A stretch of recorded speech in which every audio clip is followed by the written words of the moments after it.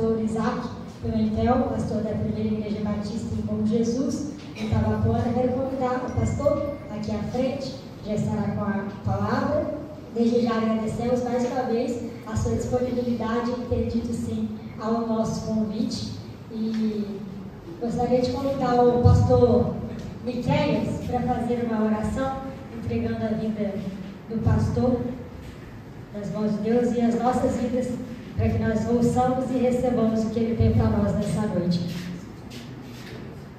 Oremos, queridos. Pai querido, nós queremos te glorificar mais uma vez nesta noite importante, preciosa do Senhor para as nossas vidas. Estamos aqui como alunos, aprendizes do Senhor, e nesta noite, como discípulos do Senhor, estamos aqui para ouvir conselhos importantes, necessários e urgentes para o nosso ministério. Entregamos mais uma vez as nossas vidas e também de forma especial a vida do pastor Isaac, em nome de Jesus, que nesta noite é a tua voz aos nossos corações, é a tua voz por meio da tua palavra, sendo conduzido pelo teu Espírito para ministrar as nossas vidas aqui nesta escola, nesta noite. Uma palavra tremenda da tua parte para um ministério excelente na vida de cada um de nós, das nossas famílias e também da igreja onde congregamos, em nome de Jesus. Que o Senhor esteja poderosamente, com sabedoria, sustentando o teu filho, dando a ele inspiração nesta noite, educando-lhe o coração para trazer uma palavra de autoridade e soberania para as nossas vidas, e em nome de Jesus, nos guia nesta noite mais uma vez para o que for útil, de acordo com a tua vontade. Em nome de Jesus Cristo, você diga amém. Amém.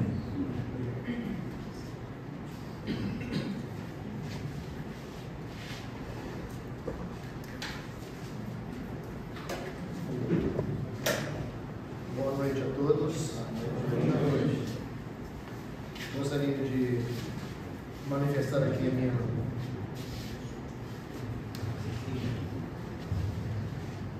de manifestar aqui a minha gratidão pelo convite. É uma honra poder estar aqui com vocês. Eu vejo em vocês o futuro da liderança das igrejas aqui da nossa região. E falar a vocês é um privilégio. E eu queria manifestar então a minha gratidão a Deus por essa honra que eu estou recebendo de estar aqui nessa noite. Eu fui aluno aqui do seminário. Eu sou aluno da primeira turma aqui do seminário.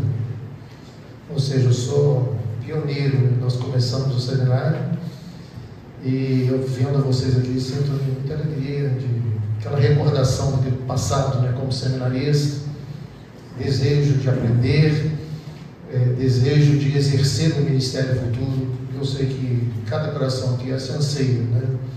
Essa expectativa. Eu creio que você está aqui, que você tem um chamado de Deus para pastorear uma igreja, para liderar uma igreja, e eu louvo a Deus porque Deus continua chamando pessoas.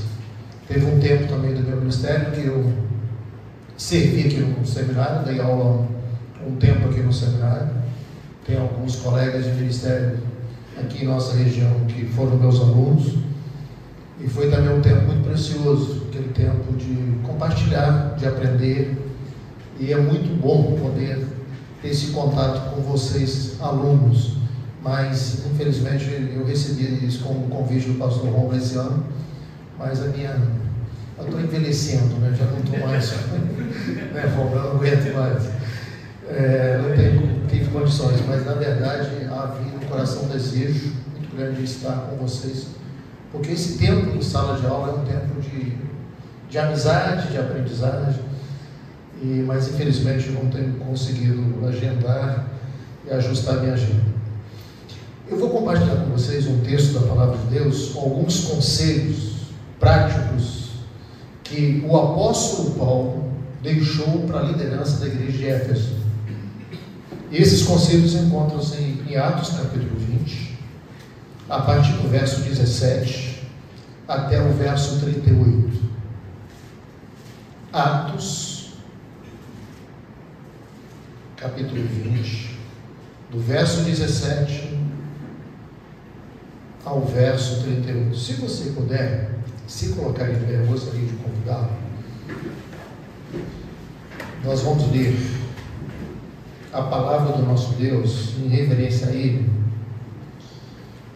Eu convido a você que se coloque em pé e nós vamos estar lendo na versão NVI e você vai estar acompanhando. De Mileto, Paulo mandou chamar os presbíteros da igreja de Éfeso. Quando chegaram, ele lhes disse: vocês sabem como vivi todo o tempo em que estive com vocês, desde o primeiro dia em que cheguei à província da Ásia. Servi ao Senhor com toda humildade e com lágrimas, sendo severamente provado pela conspiração dos judeus. Vocês sabem que não deixei de pregar-lhes nada que fosse proveitoso, mas ensinei-lhes tudo publicamente, de casa em casa. Testifiquei tanto a judeus como a gregos que eles precisavam converter-se a Deus com arrependimento e fé em nosso Senhor Jesus. Agora, compelido pelo Espírito, estou indo para Jerusalém, sem saber o que me acontecerá ali. Só sei que em todas as cidades o Espírito me avisa que prisões, sofrimentos me esperam. Todavia não me importo, nem considero a minha vida de valor algum para mim mesmo, se tão somente puder terminar a corrida e completar o ministério que o Senhor Jesus me confiou, de testemunhar do Evangelho da graça de Deus. Agora sei que nenhum de vocês, entre os quais passei pregando o reino, verá novamente a minha face. Portanto, eu lhes declaro hoje que estou inocente do sangue de todos, pois não deixei de proclamar-lhes toda a vontade de Deus. Cuide de vocês mesmos e de todo o rebanho sobre o qual o Espírito os colocou como bispos para pastorearem a igreja de Deus, que Ele comprou com seu próprio sangue. Sei que depois da minha partida, lobos ferozes penetrarão no meio de vocês e não pouparão o rebanho. Dentre vocês mesmos se levantarão homens que torcerão a verdade, a fim de atrair os discípulos. Por isso, vigiem, lembre-se de que durante 3 anos jamais cessei de advertir cada um de vocês disso, noite e dia, com lágrimas. Agora eu os entrego a Deus e à palavra da sua graça, que pode edificá-los e dar-lhes herança entre todos os que são santificados. Não cobicei a prata, nem o ouro, nem as roupas de ninguém. Vocês mesmos sabem que estas minhas mãos supriram as minhas necessidades e as de meus companheiros. Em tudo que fiz, mostrei-lhes que, mediante trabalho árduo, devemos ajudar os fracos, lembrando as palavras do próprio Senhor Jesus, que disse: a maior felicidade em dar do que em receber. Tendo dito isso, ajoelhou-se com todos eles e orou. Todos choraram muito e, abraçando-os, o beijavam. O que mais os entristeceu foi a declaração de que nunca mais veriam a sua face. Então o acompanharam até o navio. Podei-vos assentar? Paulo chama a liderança da igreja de Éfeso para uma despedida, mas também para dar conselhos a eles, e conselhos práticos. Paulo já não iria mais vê-los novamente. Era o último encontro do apóstolo com a liderança daquela igreja, e ele precisava deixar algo bem definido, bem prático para eles, porque a partir daquele momento eles assumiriam a liderança da igreja e eles iam dar continuidade ao ministério do apóstolo Paulo, ministério tão abençoador. E nesta noite eu gostaria de propor os mesmos conselhos que o apóstolo Paulo entregou àquela liderança. Aqui eu vejo homens e mulheres chamados por Deus para liderar a igreja do Senhor Jesus. E em algum momento vocês, como eu no passado, nem imaginava pastorear a primeira igreja batista de Bom Jesus, sentado aqui numa cadeira, sonhava em pastorear. não sabia onde, como, mas tinha um sonho no meu coração, tinha uma convicção, um chamado de Deus. E ao longo de 32 anos, Deus tem me sustentado, me orientado, e muito daquilo que o apóstolo Paulo falou para aqueles líderes tem me acompanhado ao longo da minha vida ministerial. Eu tenho tido o privilégio, a alegria de pastorear a primeira igreja batista de Bom Jesus há 32 anos. Eu completei agora em abril 32 anos de ministério, e quando fui ordenado fiquei 8 meses como pastor auxiliar, e logo após eu fui convidado para assumir o ministério da igreja, e pela graça de Deus continuo. Já estou mais olhando para o final, mas até aqui muitos desses conselhos que o apóstolo Paulo entregou àquela liderança têm me acompanhado, e eu tenho colocado em prática na minha vida e no ministério que eu exerço ali à frente daquela igreja. Então, a primeira área que eu gostaria de chamar a sua atenção nesse texto, esses conselhos práticos para o ministério excelente, é como você deve se relacionar com Deus.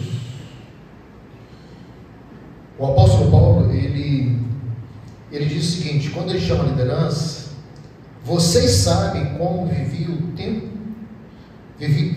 vocês sabem como vivi todo o tempo em que estive com vocês, desde o princípio que cheguei à província da Ásia.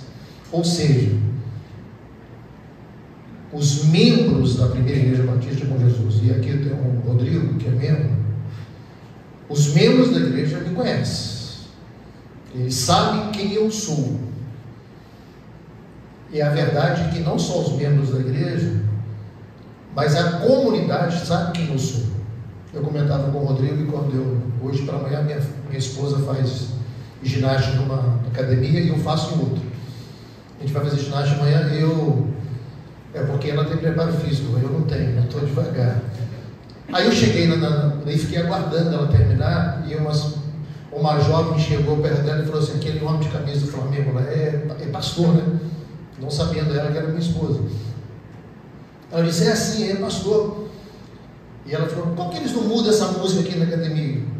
Ora bem, ela teve uma visão seguinte: o pastor chegou, tem que mudar até a música. E a minha esposa não falou com ela que era minha esposa, mas na verdade a comunidade sabe quem é você, sabe como você vive, mesmo você não conhecendo. Eu não sei quem é a pessoa, mas como o apóstolo Paulo viveu entre eles, qual foi o exemplo que ele deixou, como foi a relação do apóstolo Paulo com aquela igreja? Primeiro conselho que ele gostaria de deixar é esse: seja um servo. Paulo fala que ele serviu. Observa que ele diz claramente isso, que servia ao Senhor com toda humildade e lágrimas. Preste atenção, você é chamado para servir.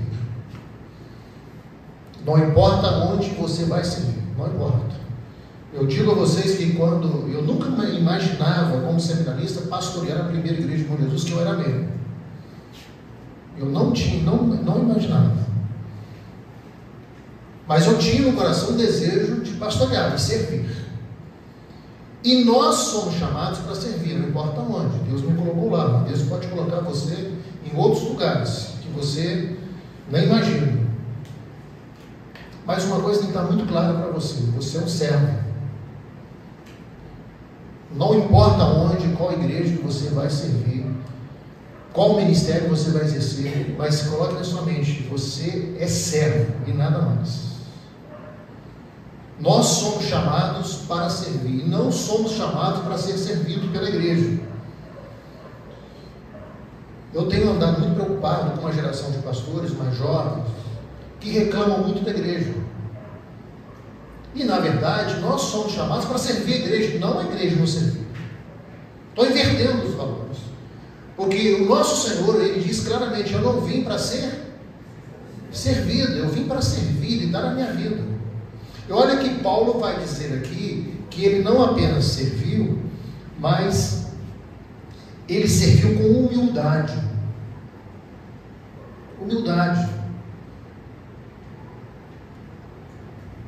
que é humildade? Eu considerar o outro superior a mim. Eu penso que esse espírito de submissão ao Senhor, esse reconhecimento de que as pessoas que eu estou servindo, elas são importantes e que elas merecem o melhor do que eu posso oferecer.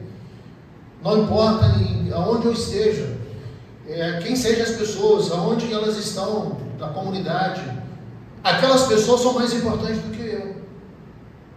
Às vezes as pessoas olham para nós e querem nos colocar no pedestal. E eu tento o tempo todo, o Rodrigo é testemunho, desconstruir essa ideia de sacerdote. Eu não sou sacerdote, sou servo do Senhor Jesus, que estou aqui para servi-los. E nós temos que resgatar essa imagem, senão você vai se frustrar, porque o Senhor Jesus, Paulo diz que ele serviu com lágrimas. O ministério pastoral às vezes exige alguns sofrimento. Ao longo da trajetória pastoral, eu preciso entender que eu não posso olhar para a igreja em termos de direito. Eu estou ali para entregar a minha vida, porque o meu Senhor que me chamou, ele se sacrificou por mim. Então, o primeiro conselho é esse: tenha isso em mente. Eu sou um servo. Eu estou sendo chamado para servir. E vocês vão ter ministérios o mais diversos. Alguns vão pastorear igrejas maiores, outros vão pastorear igrejas pequenas. Alguns de vocês vão ter que trabalhar para buscar o sustento. Não importa. Para Deus não importa. Deus espera que você seja fiel. O segundo conselho é isso: fidelidade. Não importa onde você esteja. Eu disse ao Rodrigo há pouco tempo, o Rodrigo está pastoreando uma congregação, dê o melhor que você possa dar àqueles irmãos lá. 5 ou 6, eles precisam receber o melhor. Preguem para 4 ou 5, como se estivesse pregando para 500, 1000. Aquelas pessoas trabalham durante toda a semana, e alguns trabalham pesado. E quando eles chegam na igreja e sentam para te ouvir, é um privilégio você ter. Quando eu chego na igreja para pregar, eu olho para a minha congregação e digo: que privilégio. As pessoas estão vindo aqui para ouvir a palavra, e eu preciso demonstrar que é uma alegria servi-los entregando a palavra do Senhor. E essa visão parece-me que está se perdendo. E eu falo isso, e vocês estão tendo a oportunidade de falar para seminaristas, é porque muitas vezes eu ouço no meio pastoral muita reclamação. Pastores com um espírito de como se eles precisassem ser servidos mais e mais. Na verdade, nós somos chamados para servir. E servir com fidelidade. Então, a sua relação com Deus, você é servo. Charles Swindoll escreveu um livro com o título Eu, Servo, Você Está Brincando. E Charles Swindoll diz que nós não somos ensinados a servir. Nós somos educados para que um dia alguém venha nos servir. Gente, o ministério pastoral é você estar servindo o tempo todo. É uma família enlutada, é alguém doente, é um casamento que está se desfazendo, é alguém precisando de uma orientação. É o tempo todo. Se você não tiver esse espírito de servir, você não vai ser feliz no ministério. Não importa onde você esteja. Então, o primeiro conselho é a sua relação com Deus, e a sua relação com Deus deve ser de servo, e você deve servir, como Paulo está aconselhando aqui, é servir com humildade e fidelidade. Segundo conselho que o apóstolo Paulo traz nesse texto é a relação dele com a palavra de Deus. A partir do verso 19, olha que Paulo começa a falar, a partir do verso 20 ele diz: vocês sabem que não deixei de pregar-lhes nada que fosse proveitoso, mas ensinei-lhes tudo publicamente e de casa em casa. Testifiquei tanto a judeus como a gregos que eles precisam converter-se a Deus com arrependimento e fé no nosso Senhor Jesus Cristo. Como deve ser a sua relação com a palavra de Deus? Primeira coisa, muito conhecimento. homens que anunciava todo o conselho de Deus. Há um princípio que nós defendemos, que é o princípio seguinte: a Bíblia para nós é a única regra de fé e prática. Para nós, a Bíblia, ela foi inspirada verbalmente e ela é plena, que é a inspiração plenária e verbal. Se a Bíblia, ela é a palavra de Deus e plenamente é a palavra de Deus, eu preciso conhecer essa palavra. E não conhecer apenas partes dela, eu preciso conhecê-la. Conhecê-la profundamente. E isso exige de você estudo. Você precisa estudar. Você precisa conhecer a palavra de Deus. E algo que tem também chamado a atenção é a falta de conhecimento bíblico. No passado, nós tínhamos uma geração que era uma geração marcada pela leitura da Bíblia. Ler a Bíblia toda, estudar a Bíblia. Uma congregação nossa, na igreja, uma congregação da zona rural, nós tínhamos uma senhora lá, humilde, simples. Quando eu ia lá, eu era seminarista, ia lá dirigir essa congregação, quando aquela irmã ia orar, as expressões dela, que ela falava, eram teológicas. Bom, eu ficava, onde essa mulher aprendeu isso? Mas aquela mulher tinha anos de estudo bíblico na escola dominical, anos de vida cristã, várias vezes leu a Bíblia toda. Aí você vai lá pregar para essa pessoa e demonstra que não conhece a palavra, como pastor, como seminarista, vai falar sem estudar, sem se preparar. Na verdade, se você é chamado para um ministério pastoral, e as mulheres fiquem tranquilas que eu não sou contra a mulher pastora, tá?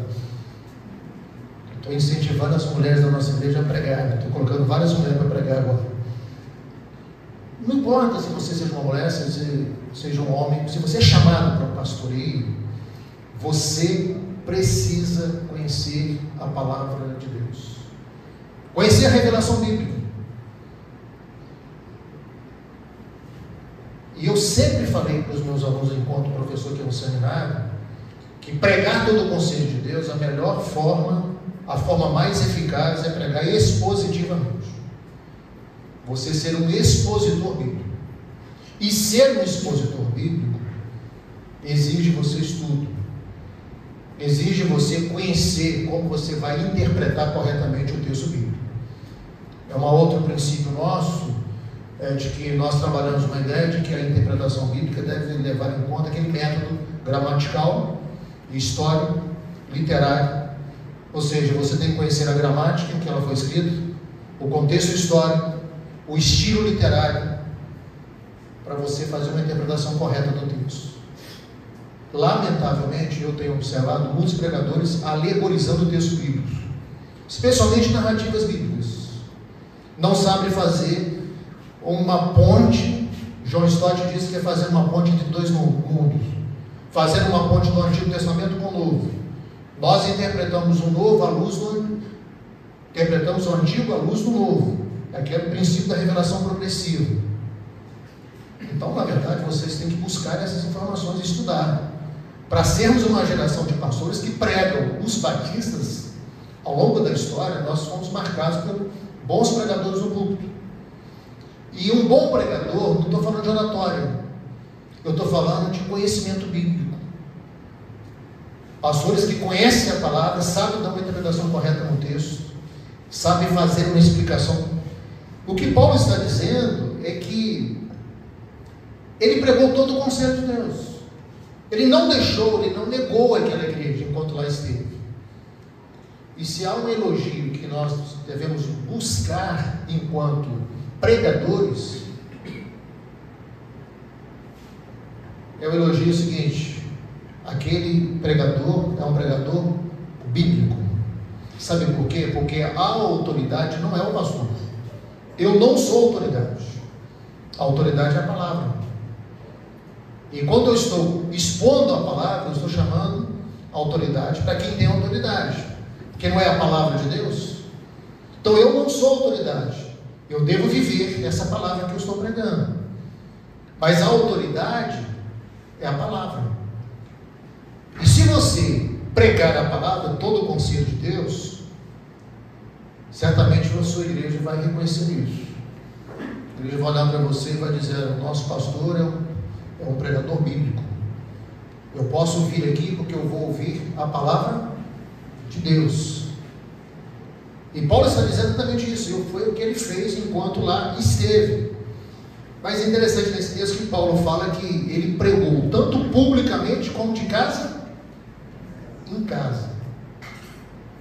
Pregar de casa em casa é algo que todos nós devemos também priorizar em nossas vidas. Eu devo pregar para as multidões, mas antes de pregar para as multidões, eu preciso pregar para uma pessoa. Eu sempre observo na igreja quando alguém quer pregar no púlpito. Se ele se apresenta para mim para fazer um evangelismo pessoal, para dirigir uma célula, pregar um pequeno grupo, ele está apto para pregar no púlpito. Se ele quer começar por cima, está errado. Uma alma vale mais do que o mundo todo.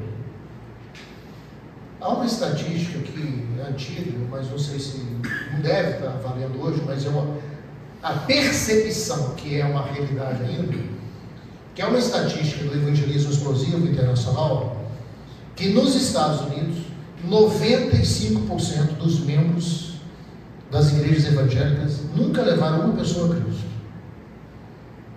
E parece que essa estatística, se for feita em nossas igrejas, não vai ser diferente, não.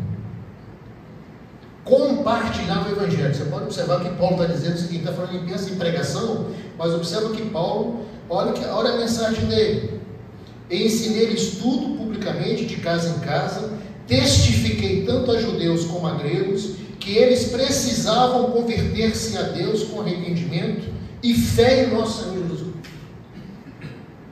Mensagem, evangelho.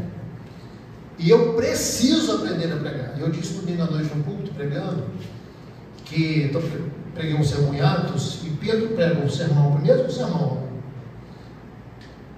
no capítulo 1, depois ele prega o mesmo sermão no capítulo 3, e depois no capítulo 4, o mesmo sermão. Falei, se eu fizer isso, a igreja vai achar que eu estou repetindo a mensagem, mas a mensagem do evangelho é repetir mesmo, porque a mensagem bíblica, a revelação bíblica, ela é criação, queda, redenção, glorificação. Toda a Bíblia se resume na criação, queda do homem, plano de salvação no Antigo Testamento, culminando em Cristo, e a glorificação. Todas as vezes que nós pregarmos, nós temos que encontrar o foco cristocêntrico na palavra de Deus. Todo sermão tem que ser cristocêntrico. Essa é uma tese de um autor que ele trabalha assim: de todo sermão tem que ser cristocêntrico, porque a Bíblia é cristocêntrica. Eu estou pregando o Antigo Testamento, não importa, você vai encontrar o foco cristocêntrico da passagem. Esse é o grande desafio. Todas as vezes que eu pregar, eu preciso mostrar o foco cristocêntrico das Escrituras, não importa onde. E se você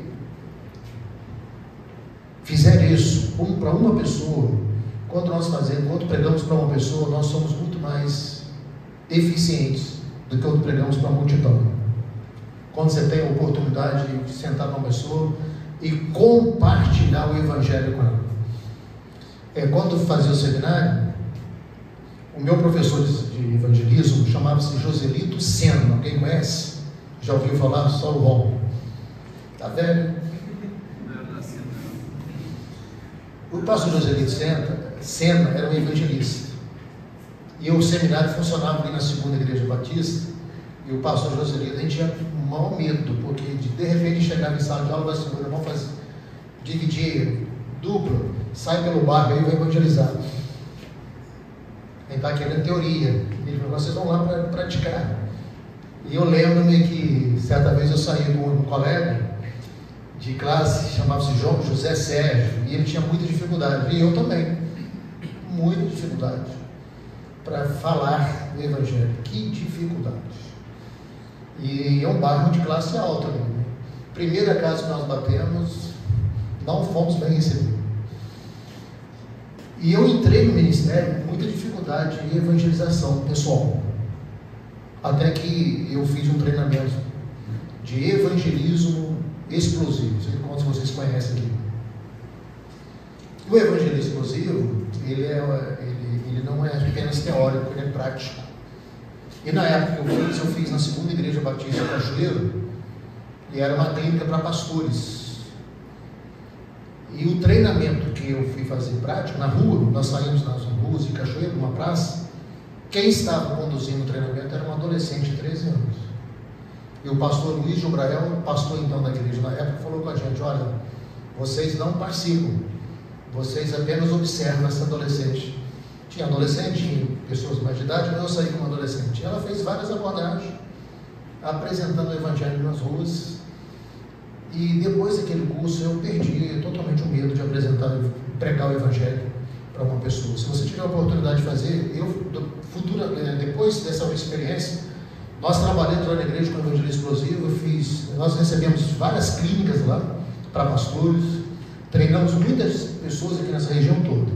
Depois nós paramos, mas é uma ferramenta para você pregar o evangelho para uma única pessoa, eficaz.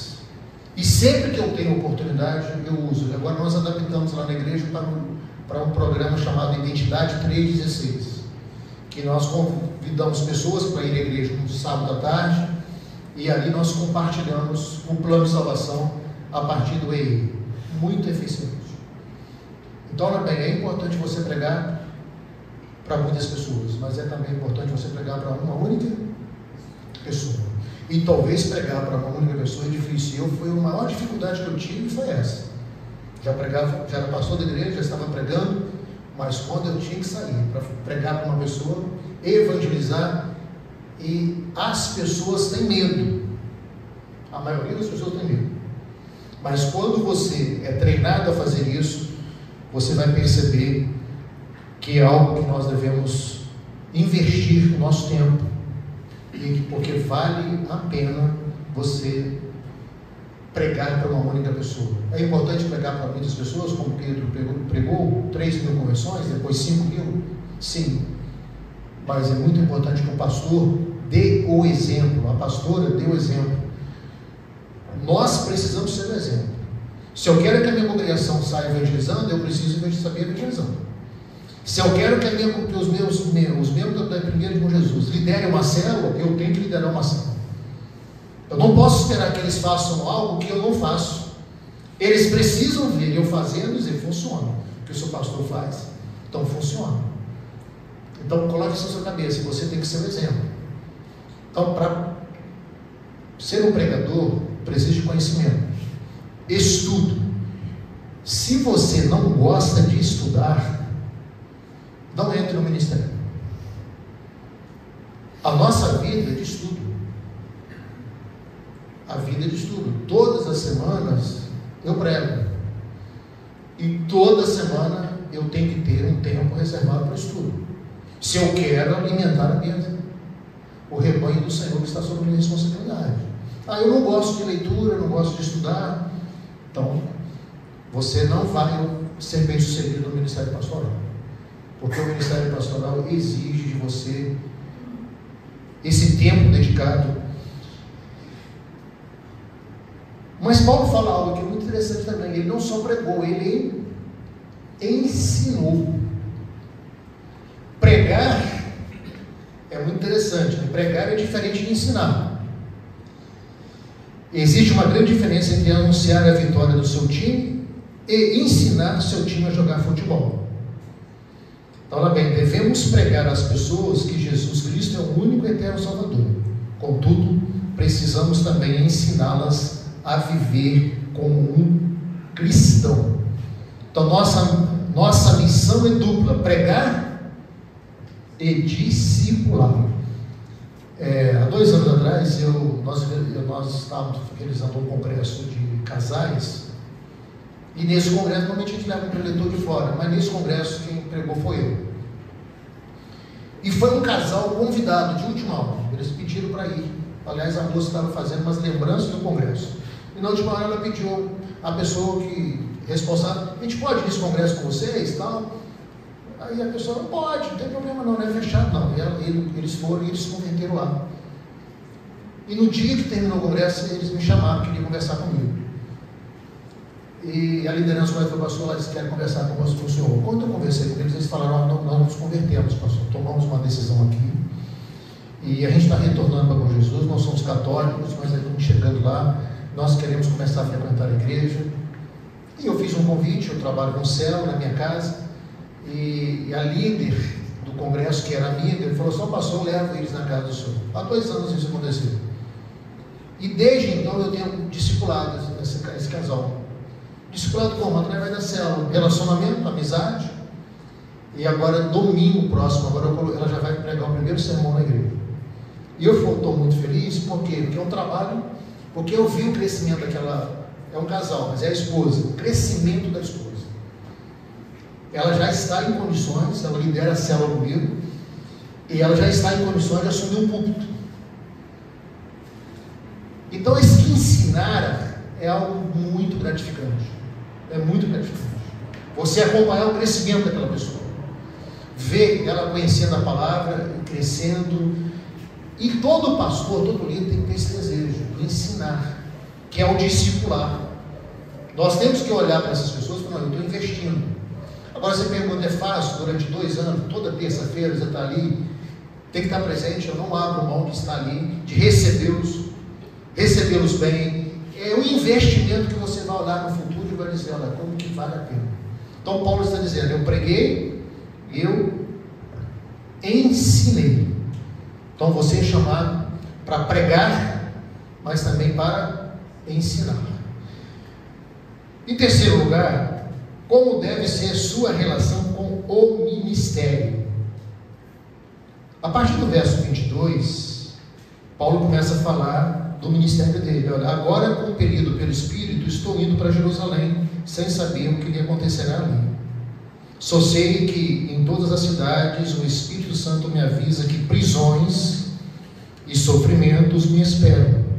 Todavia não me importo, nem considero a minha vida de valor algum para mim mesmo, se tão somente poder terminar a corrida e completar o ministério que o Senhor Jesus me confiou de testemunhar do Evangelho da graça de Deus. Como deve ser a sua relação? Qual o conselho que eu te dou? Como que é a sua vocação? Vocação é algo, eu entendo que há 2 tipos de vocação. Um chamado de Deus para todos nós, para servirmos a Ele. Todo crente é chamado, todo crente é vocacionado, mas há um chamado especial, um chamado específico, particular para cada pessoa, focando a vida, dons, talentos, com um propósito específico no mundo. E ministério, seja ele qual for, pastoral, liderança da igreja, não importa. Se você tem um chamado de Deus, é esse chamado que vai sustentar você. Aliás, algo que eu percebo, e essa percepção é minha, mas eu acho que há muitos pastores por aí ordenados sem chamado de Deus, sem vocação. Não foram chamados, não têm vocação para o ministério pastoral. Estão perdidos por aí. E por estarem perdidos, estão aí reclamando, não tem propósito na vida. Eu afirmo que o maior patrimônio de um pastor, estou falando em termos de ministério, tá, gente? É a sua profunda convicção de chamado pastoral. O Senhor me chamou. Eu estou aqui porque Deus me colocou aqui. Eu sei porque estou aqui. Eu não sou um voluntário, eu sou um chamado de Deus. A experiência de chamado, ela é muito específica, pessoal. Nunca vamos ter um chamado igual ao outro. Eu mesmo tenho um chamado, eu não sei explicar. Porque desde criança que eu dizia que ia ser pastor. Eu tinha convicção, 5, 6 anos, que eu seria pastor. Como explica isso? Eu lembro de 4, 5 anos que o pastor ia impetrar a bênção, eu corria e ficava imitando a ele. E era tímido, muito tímido. Mas eu tinha certeza que eu não seria outra coisa diferente de ser pastor, porque eu tinha convicção, mas cada um tem um chamado. Outros são chamados na fase adulta, outros são chamados, se convertem bem depois e são chamados. Não importa. Importa que você tenha convicção, porque é esta convicção que Paulo está dizendo aqui. Não me importa, olha bem, não me importa o que vai acontecer comigo.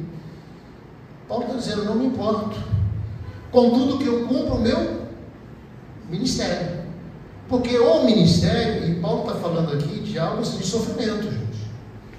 Eu disse a você, ministério às vezes a gente sofre de várias maneiras. Você pode ser perseguido.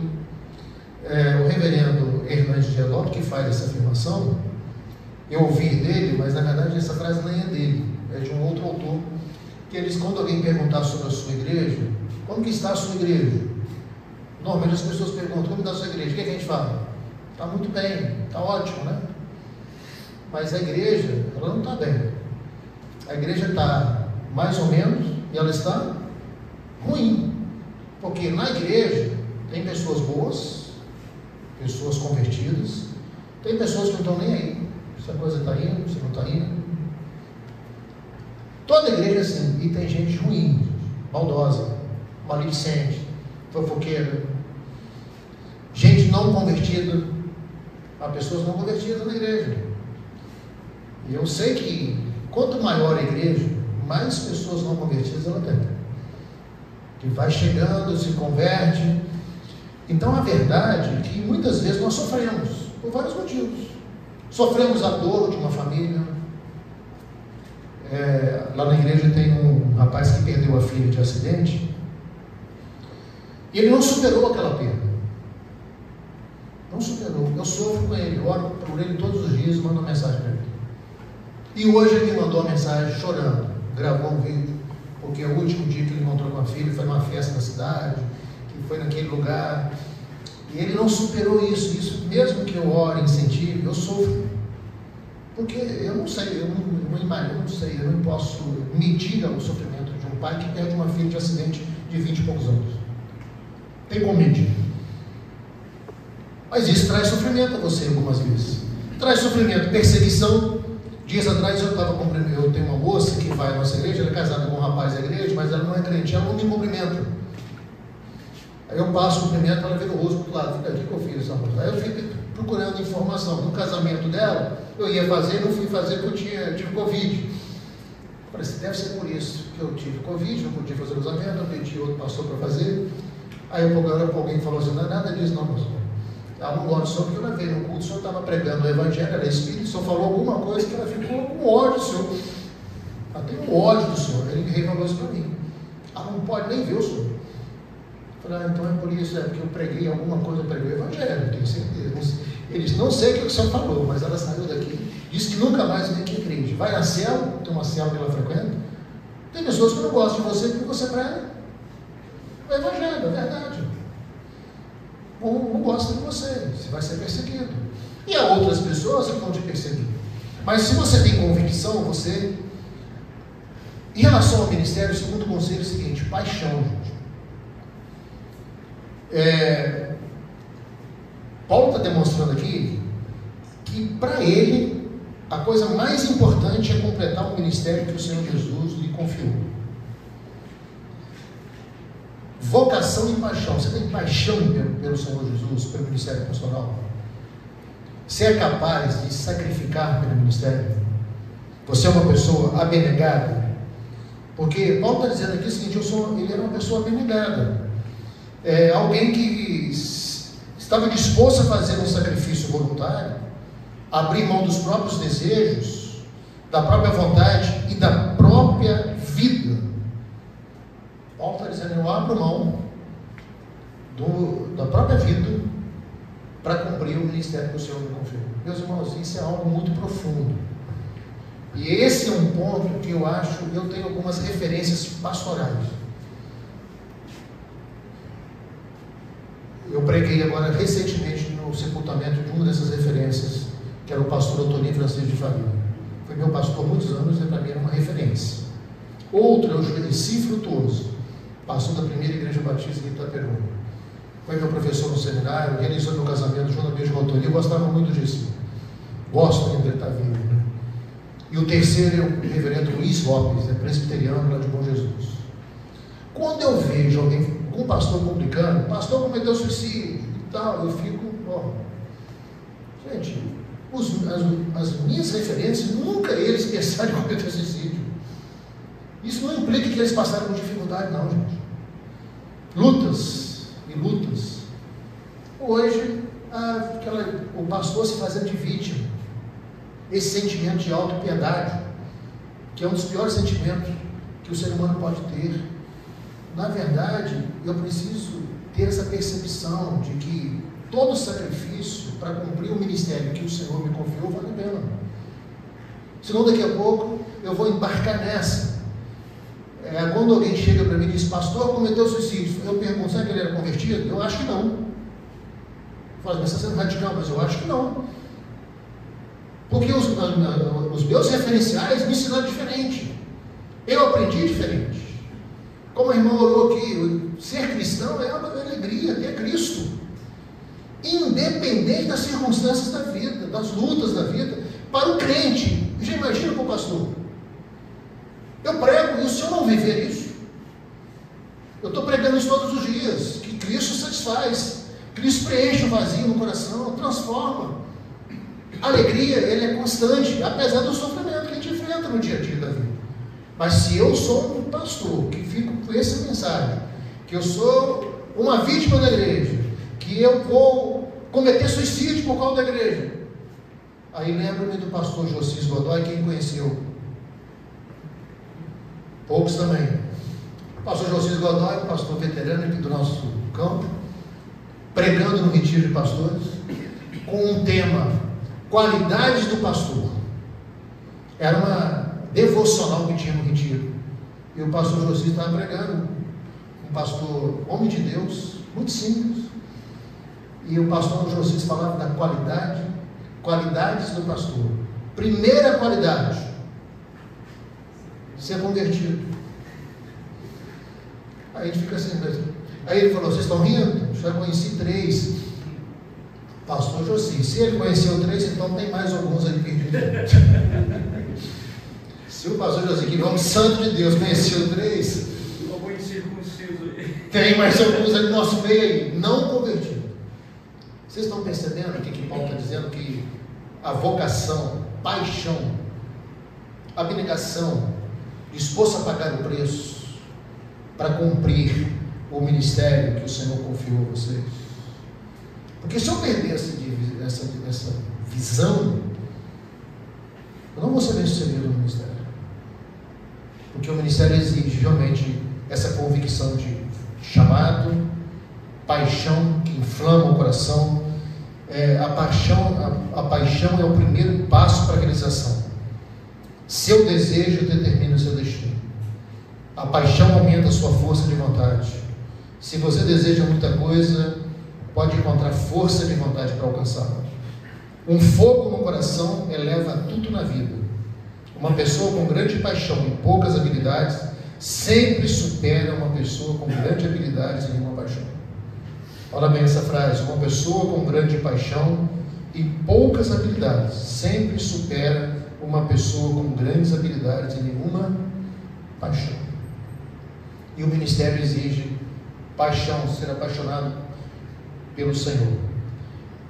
Em quarto lugar, como deve ser sua relação consigo mesmo? No verso 28 ele diz: cuide de vocês mesmos. Na verdade, o pastor precisa cuidar da sua vida pessoal. Cuide de você mesmo.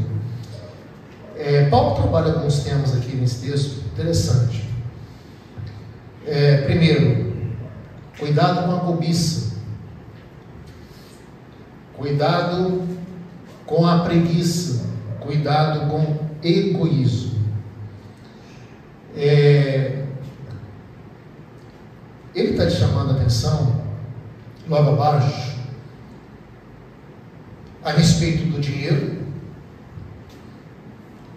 Vocês não terão ministério de Deus eu sempre penso o seguinte: qual é o perfil das igrejas batistas da nossa convenção?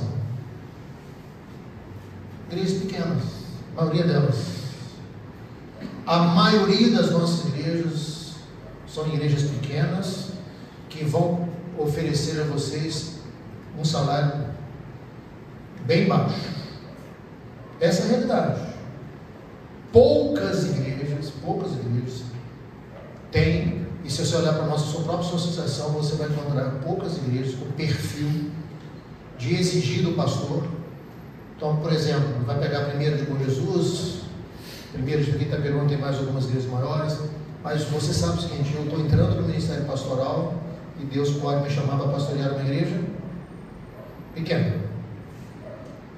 Pode ser que eu vou ter que ter um trabalho como Paulo, ser um fazedor de tendas. Mas isso não diminui nada, gente. Nós temos uma visão de ministério, de que o ministério bem sucedido é quando você pastoreia uma igreja num porte maior, que ela tem muitas realizações. A realidade do ministério pastoral batista é que muitos de vocês vão pastorear igrejas pequenas, mas essas igrejas pequenas precisam da sua dedicação, da sua lealdade, da sua fidelidade.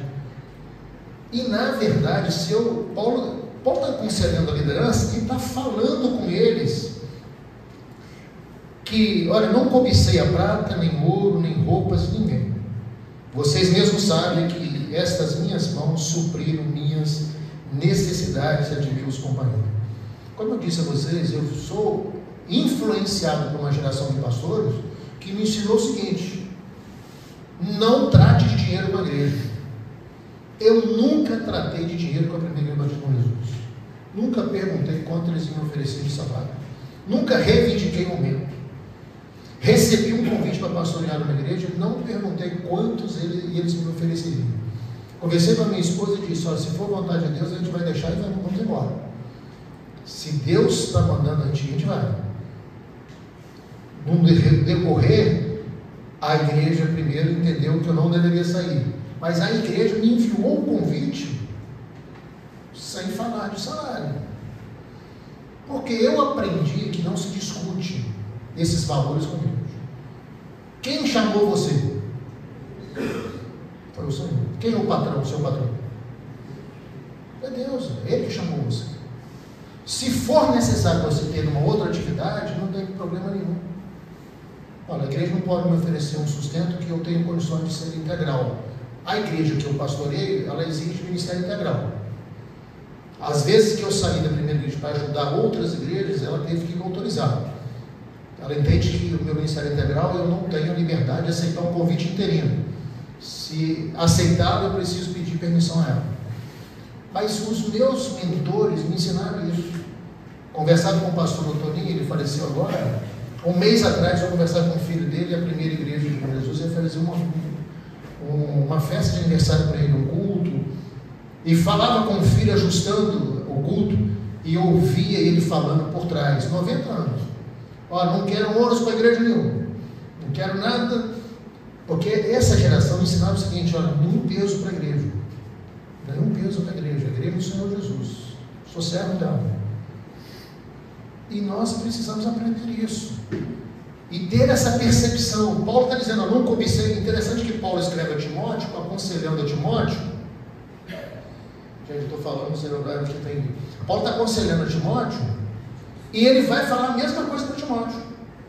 Ele vai dar conselhos a Timóteo: seguinte, Timóteo, cuidado com aqueles que. Paulo fala assim, ele fala, dá conselho para quem tem dinheiro. Paulo diz: quem tem dinheiro não coloque a confiança no dinheiro. Não coloque a confiança no dinheiro. Aliás, a minha experiência de vida, ao longo da minha vida, eu tenho visto pessoas que têm dinheiro e que são infelizes, vivem enroladas, dão um testemunho, e vejo pessoas que ganham pouco, testemunho fiel, não passam dificuldade, vida exemplar. Então Paulo está aconselhando: olha, se você tem dinheiro, não coloque a confiança no dinheiro não, sabe? Segundo, aqueles que querem ficar ricos caem em muitas ciladas. Mas Paulo fala também que o grande lucro é uma vida piedosa. Olha bem, uma vida piedosa, uma vida de relação com Deus. Então o pastor precisa administrar bem sua vida financeira. E Deus dá a vocês sabedoria. A Bíblia fala que quem tem falta de sabedoria, peça a Deus. Administre. Se você entrar no ministério, primeiro dia que você entrar, não importa, administre sua vida financeira. Dias atrás conversava com um pastor colega e dizia: ele não tem uma casa. Eu falei: para você não tem uma casa, você está envelhecendo. Falta de administração, você já poderia ter comprado uma casa. Mas como? Pela Caixa Econômica Federal você compra uma casa. Poderia ter comprado uma casa. Daqui a pouco você envelhece, você vai ter que sair da igreja. Eu já estou olhando para o final. A gente envelhece, a gente conhece. No passado, muitos pastores ficaram desamparados. Muitos. Criaram-se um fundo para pastores aposentados, como, infelizmente, vou fazer uma crítica aqui, mas nós, os batistas, administramos muito mal os nossos recursos. E muitos ficaram desamparados. Eu tinha lá na igreja, nós tínhamos lá na igreja uma família pastoral, que os filhos eram revoltados, porque os pais ficaram desamparados, no passado. Mas você precisa administrar bem a sua vida financeira. E algo que nós não damos importância é a administração financeira. E Paulo está aconselhando a Timóteo, um jovem pastor, e ele está escrevendo aqui aos líderes da igreja de Éfeso, falando sobre dinheiro. Devemos aprender a administrar nossa vida financeira. Você pode ter uma vida simples, sossegada, mas você pode ganhar muito também não ter nada. No final da vida não ter um fundo, não ter um INSS. Então, na verdade, isso depende muito de você. A gente espiritualiza a coisa, mas quando você observa, uma outra questão muito importante é preguiça. Pastores preguiçosos no ministério.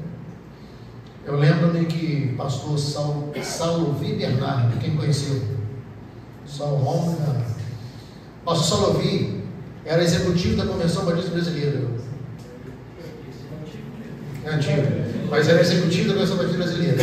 Pastor Saulovi veio pregar, veio falar para a gente aqui na associação, no encontro.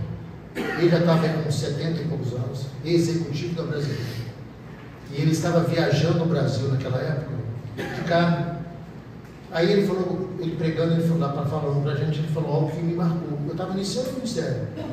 Ele falou: eles podem falar muitas coisas de mim, que eu não sou um bom executivo, estou velho e tal, mas uma coisa, eu não vou deixar ninguém falar de mim, que eu sou preguiçoso. Eu vou andar esse país todo, vou visitar todas as convenções, associações, e realmente ele fez isso. E na verdade, a gente precisa refletir um pouco a respeito dessa questão da preguiça. A Bíblia fala que quem não trabalha não deve comer. Na verdade, o ministério pastoral, o ministério, ele é árduo, ele exige.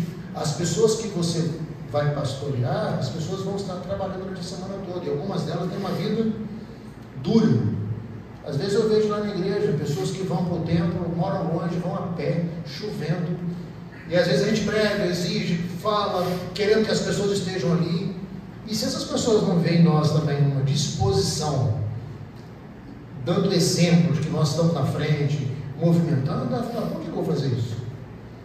Porque olha o sacrifício. Algumas trabalham um serviço pesado, muito pesado. E se elas não perceberem que você é alguém trabalhador, e concluindo essa fala, como deve ser a sua relação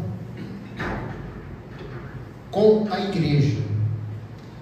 Paulo diz aqui o seguinte: cuide de vocês mesmos, de todo o rebanho sobre o qual o Espírito Santo os colocou como bispos, para pastorearem a igreja de Deus, que ele comprou com seu próprio sangue. Sei que depois da minha partida, lobos penetrarão no meio de vocês e não pouparão o rebanho.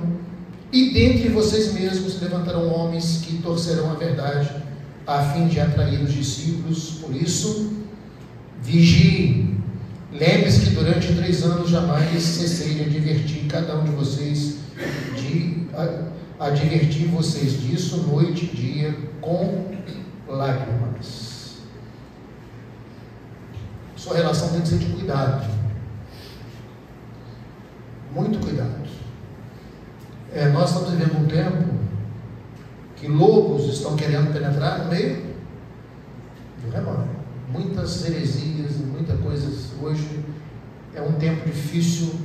No passado, quando eu comecei a pastorear, 32 anos atrás, as pessoas não tinham tanta facilidade para ouvir outros pregadores, ouvir tantas. Hoje, todo mundo ouve todo mundo, né? E aí, olha o cuidado que você tem que ter. Olha o seu desafio de manter ali alinhado na igreja, dentro de uma direção, dentro de uma visão doutrinária, ou seja, dentro de uma ortodoxia que nós cremos ser a correta. E fala que não só virão de fora, como de dentro se levantarão. Vai surgir de dentro da própria rebanho. E muitas vezes isso acontece.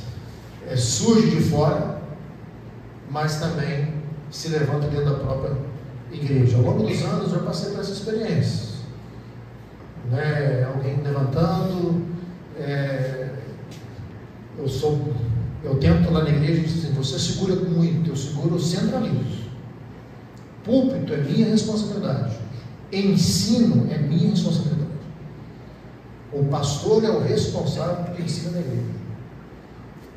Então lá não entra pregador de fora, nem célula. E quando eu sei que algum líder de célula está me colocando um estudo dele mesmo, que não foi orientado por mim, eu tento trazer de volta, porque é minha responsabilidade, vai ser a sua responsabilidade. Chama zelo.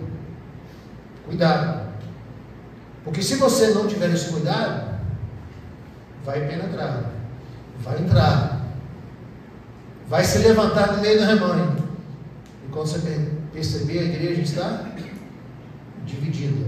Algo que eu ouvi quando comecei a pastorear, eu ouvi num sermão de ordenação. Quem pregou no sermão de ordenação, aliás, eu falei 3 pastores, mas tem um quarto, que é o Oséias Ramos de Família. Esqueci dele, mas foi aquele que me encaminhou para o ministério, me ajudou. E Oséias olhou para mim e falou: cuide de você mesmo, cuide desta igreja, da doutrina, e não divida essa igreja.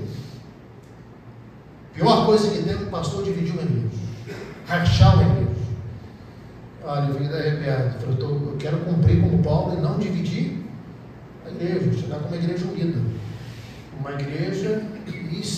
Esses conselhos que eu recebi foram bem diretos e foram públicos. Não foi como uma mensagem aqui: é assim, Isaac, tem que ser assim. Então, mas eu aprendi e coloquei isso como propósito. Hoje eu tenho a irmã Joelma, que é viúva do pastor Oséias, e ela me abraça todos os domingos e diz: você é meu filho. Eles não tiveram filho homem, você é meu filho. E aquele carinho, porque ela vê, depois desses 32 anos, que eu estou seguindo a cartilha do marido. Mas vocês precisam ouvir essas orientações do apóstolo Paulo e dizer: não, nós vamos seguir essa cartilha. Não do pastor Isaac, mas do apóstolo Paulo.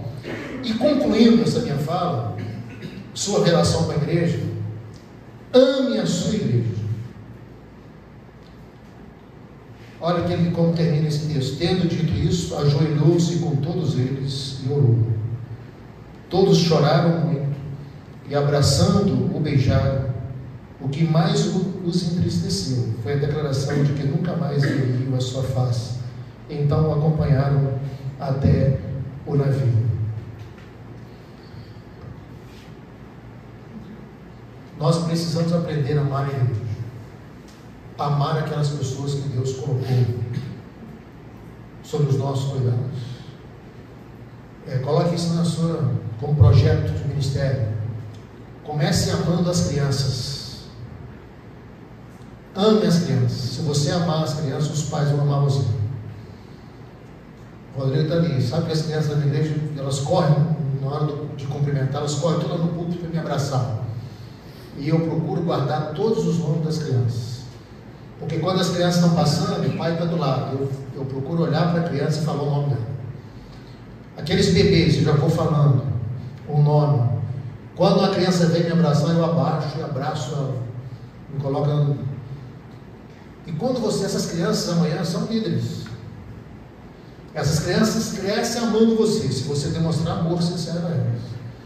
Se os pais perceberem que você ama de verdade, ame a igreja, pessoas idosas. Eu tenho um plano de ministério, faço visitas pastorais quase toda semana. E eu vou visitar os irmãos idosos da igreja. E muitos não podem mais ir à igreja, estão idosos. Então você chegar ali, aquela pessoa sentir que você ama, você está ali porque você gosta dela e elas amam você. Então relacionamento você constrói. Relacionamento você destrói. Então relacionamento exige investimento, atenção, ouvir as pessoas. Então nós temos na igreja pessoas simples, muito simples, que querem uma atenção, querem um sorriso, querem um abraço. Se diz, agora eu fui num sepultamento de uma família, e que uma família grande da igreja, morreu alguém, mas que não era da igreja. Quem morreu não era da igreja, era um genro. Aí eu fui para o sepultamento, mas cheguei quase na hora do sepultamento. E aquela irmã veio me dar um abraço assim: eu sabia que o senhor ia vir aqui. Eu falei, se eu não viesse, eu sabia que o senhor não deixaria de vir aqui. Então, ame o seu povo, demonstre isso, mas seja sincero. Acho que é pequenos gestos que vai mostrar que você ama. Atenção às pessoas. A gente vê aqui Paulo abraçando, beijando aquelas pessoas. Então não tenha medo de demonstrar o seu carinho para as pessoas. Como é bom você sentir o carinho do povo, mas como é bom também quando alguém fala que você ama. E Paulo dá esse exemplo para a gente aqui, de alguém que realmente amava aqueles líderes da igreja de Éfeso. Então quero deixar com vocês esses conselhos que o apóstolo Paulo deixou com a igreja de Éfeso. Se alguém depois quiser todo o esboço, eu tenho como mandar para vocês pelo PDF. Eu não sou muito de eletrônico, mas eu tenho tudo. A minha secretária da igreja organiza tudo, mas eu vou levar o tablet, não, eu gosto de papel, eu gosto de... mas eu tenho lá para disponibilizar para vocês, se você quer guardar esses conselhos.